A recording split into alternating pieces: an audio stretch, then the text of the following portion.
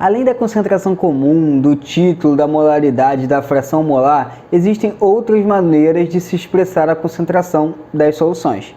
Caso vocês não saibam que maneiras são essas, vem reagir à química. Vamos considerar então 3 casos bem importantes que ainda não falamos sobre eles. Seria o ppm, que é a parte por bilhão, ppb, que é a parte por bilhão, e ainda um caso especial da água oxigenada, né, que mede a sua concentração em volumes. Tanto o ppm quanto o ppb eles são usados quando temos soluções bastante diluídas, ou seja, quando temos uma pequena quantidade de soluto dentro, né, de uma grande quantidade de solvente ou de solução. Bom, podemos pegar como exemplo a medição da qualidade do ar atmosférico. Como assim? Bom, vamos lá. Sabemos que a qualidade do ar atmosférico se torna inadequada quando há mais de 0,0000015 gramas de monóxido de carbono, né, que é o CO, por grama de ar. Ou seja, para não ficar repetindo essa grande quantidade de zeros, né, vamos dizer que aqui nós temos 15 vezes 10 a menos 6 gramas. Beleza, galera? Notação científica, tá?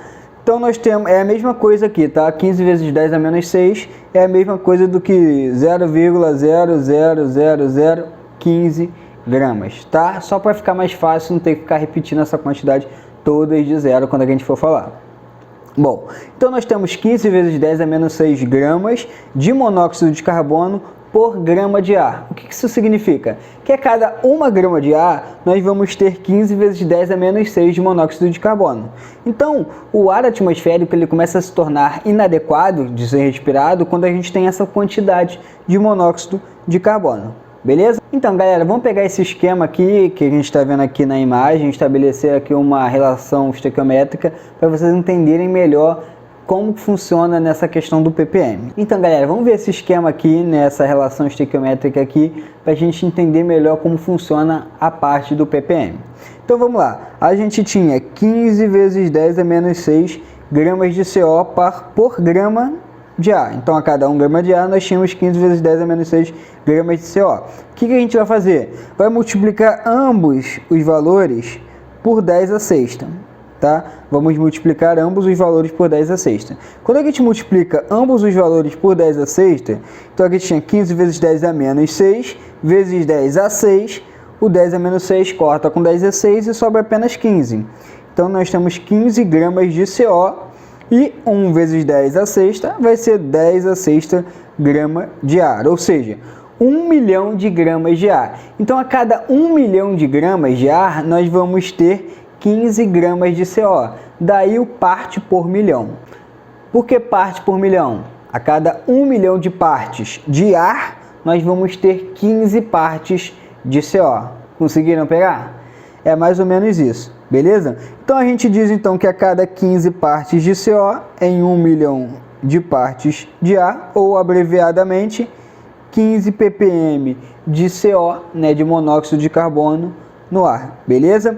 15 partes de monóxido de carbono em 1 milhão de partes de ar, ou 15 ppm no ar, beleza? 15 ppm no ar, 15 ppm de monóxido de carbono no ar. Bom, galera, como a gente está falando apenas de gramas de monóxido de carbono e gramas de ar, nós falamos que esse 15 ppm, né, ele é massa por massa. Esse M por M significa massa por massa. Beleza? A gente fala isso por quê? Para não se confundir, a gente pode ter volume por volume, a gente pode ter massa por volume. Então, né, para não se confundir, a gente geralmente especifica dizendo que é massa por massa, M sobre M. Beleza? Bom, já ppb ou parte por bilhão. O que é? O que a gente precisa saber para a gente entender a parte por bilhão? Bom, primeiramente vocês têm que se inscrever no canal. Beleza, galera? Se inscrevam no canal aí, me deem essa força, vão lá. Não se esqueçam de ativar o sininho também para vocês não perderem os próximos vídeos. E também não esqueçam de dar o like nesse vídeo. Vocês vão estar me dando uma grande força aí. Valeu? Bom, ppb. Bom, se o ppm era parte por bilhão, o ppb é parte por bilhão. E é a mesma coisa, tá, galera? É o mesmo conceito, só que agora ao invés de você ter 1 milhão de partes, você vai ter 1 bilhão de partes, tá? E aí 1 bilhão de partes, ele é 10 a nona, vocês podem ver o 10 a nona aí, então vocês já imaginam que a gente está falando de parte por bilhão, beleza? Bom, esse tipo de concentração ele é muito utilizada quando a gente está falando de quê? De padrões ambientais, tá? Que servem para avaliar, por exemplo, a qualidade do ar, como a gente acabou de ver, da água e do solo, tá? Sempre que a gente estiver falando, geralmente, né, quando se fala, né, nas questões de qualidade do ar, do solo, da água, a gente vai falar com a unidade de concentração, né, de ppm ou de ppb. Por quê? Porque os solutos geralmente estão muito diluídos. Então, geralmente a gente utiliza esse tipo de concentração. Beleza? Agora nós vamos falar da concentração da água oxigenada, tá? Isso já é um caso bem específico, tá? Bem mais específico, né? Só tem esse caso para falar, mas pode cair na prova de vocês, então é bom que vocês já saibam do que a gente está falando. O que acontece, galera? A água oxigenada, né, é o peróxido de hidrogênio, tá, galera? É esse carinha aqui, ó, H2O2. Tá? Quando a gente diz, né, que, por exemplo, que a gente tem uma água oxigenada 10 volumes, o que isso significa? O que significa falar que a água oxigenada tem 10 volumes? Significa dizer que essa água oxigenada vai liberar 10 litros de O2, beleza? Essa água oxigenada 10 volumes, ela vai liberar 10 litros de O2 nas condições normais de temperatura e pressão, tá, galera? Das CNTPs. Isso é claro, né, se todo esse H2O2 em 1 litro de solução sofrer, né, a decomposição deles. Beleza? Bom, como é que fica? Nós temos aqui, né, a reação química, né, 2 mols de H2O2 formando 2 mols de água mais 1 mol de O2. Tá, galera? Então, como é que vai funcionar o cálculo disso aqui? Bom, se a gente quiser saber qual é a concentração, né, em gramas de H2O2 de peróxido de hidrogênio por litro de solução, como é que vai ficar? A gente tem que considerar as CNTPs, não esqueçam que a gente tem que considerar a CNTP, né? A gente vai recorrer a uns cálculos estequiométricos, beleza, galera? Então, se vocês querem uma aula sobre estequiometria também, deixem nos comentários para a gente estar produzindo para vocês. Beleza? Então nós temos aqui a nossa equaçãozinha química que a gente viu ali em cima, tá? Por que a gente fala que tem que ser nas CNTPs? Porque nas condições normais de temperatura e pressão, nós utilizamos 22,4 litros, tá? Para medir o volume, a gente utiliza, né, 22,4 litros quando a gente está nas CNTPs, tá? Então o que a gente tem, galera? A gente tem aqui 2 vezes 34 gramas. O que seria essa 34 gramas? Seria a massa molar do peróxido de hidrogênio, tá? O hidrogênio ele tem massa 1, o oxigênio tem massa 16. Só que a gente tem 2 hidrogênios e 2 oxigênios. Então a gente vai multiplicar ambos por 2, tá? Então vai ficar aqui por 2 e aí vai dar 34 gramas.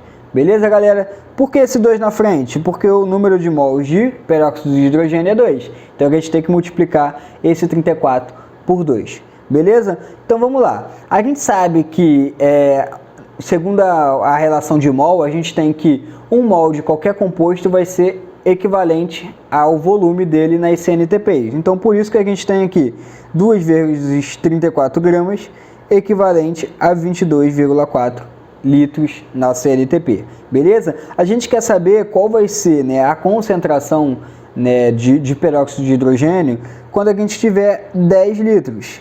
Então o que a gente vai fazer? Uma regrinha de 3. Vamos multiplicar cruzado, tá? E vamos descobrir que o volume, né, que a concentração, a massa, na verdade, inicial vai ser 30,36 gramas, tá?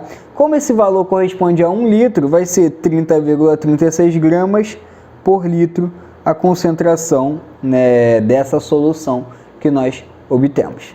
Beleza, galera? Mas vocês entenderam por que a gente deve explicar alguns casos por ppm ou por ppb? Conseguiram entender a ideia de utilizar o ppm e o ppb?